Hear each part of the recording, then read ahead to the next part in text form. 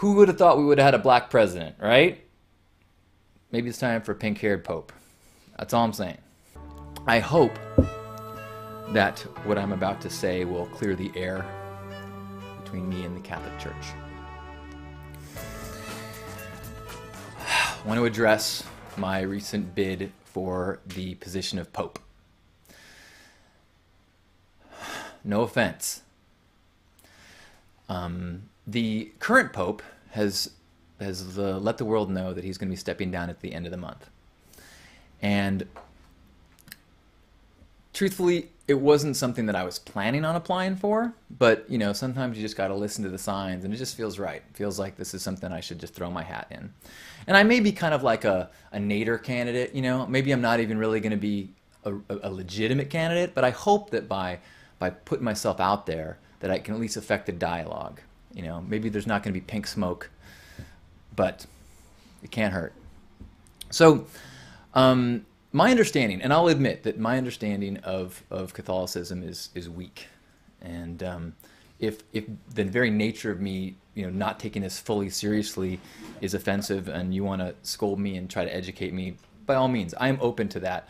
My understanding is that the Pope is a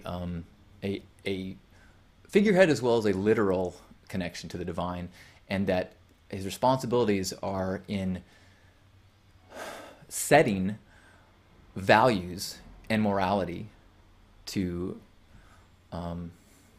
Catholics. And I don't mean to be critical, but I think the Catholic Church could do better. I think that there could be better role modeling.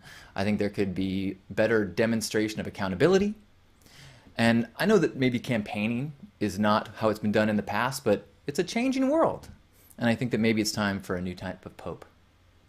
My qualifications, this podcast, and living fairly openly. So I think that you could look back, and if you have any questions about anything I've done in my life, you can ask me about it. And I think I've been living in a place of integrity as best as possible.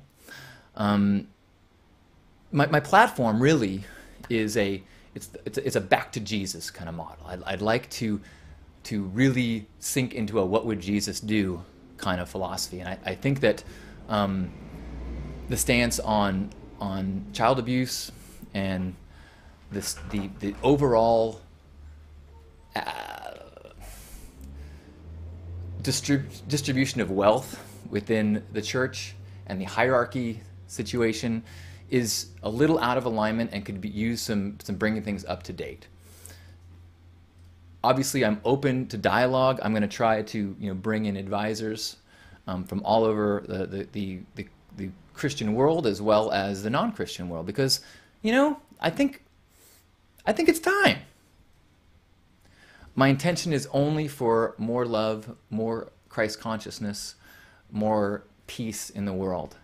And if you'll vote for me by burning pink smoking things, I promise to align as much as possible with divine love on behalf of all of us. So, I don't think you actually, if I don't know where you actually vote for this. You may actually have to be in the Vatican. So if this is being broadcast in the Vatican, I don't speak Italian, so I will gesture what I mean.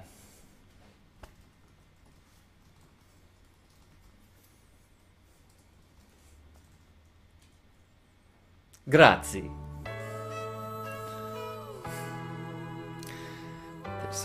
Esther's saying that I might not be well connected enough. Maybe a little bit about who you know. Well, you never know. You never know who's watching this. Maybe all sorts of cardinals are huddled around their laptops right now going, "Oh, Halcyon, yes, he's very funny. I like him very much.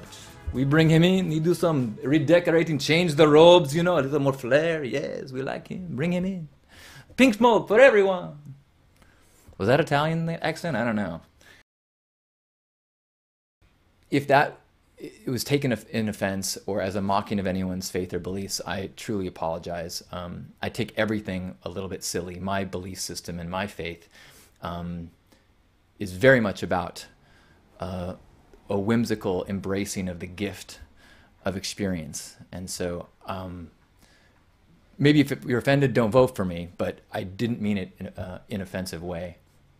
I do have challenges with certain aspects of what the Pope has done so far, which is why I offer my services on behalf of the world. You only live once. Enjoy the color.